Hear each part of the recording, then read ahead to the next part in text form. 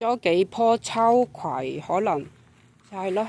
而家第一批種嘅就已經好大啦，第一批種嘅已經好大啦，開始有啲花，有啲開始出果啦。嗱，你睇下，第一批種嘅已經開始出果啦，係啦。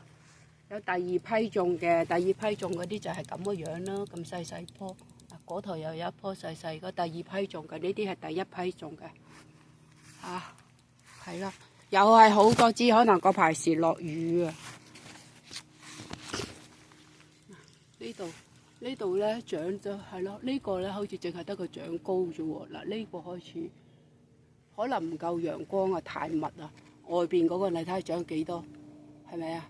外邊嗰度呢度嗱，呢個就係第二批種嘅，咁矮矮啦，一攬到啊，係啦。呢啲就第一批種嘅。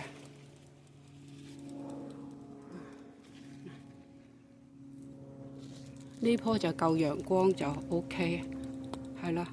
呢幾棵秋葵到時間就再影一影收成，第一日收成再影一影，可能要成個星期就有第一個秋葵收成啦。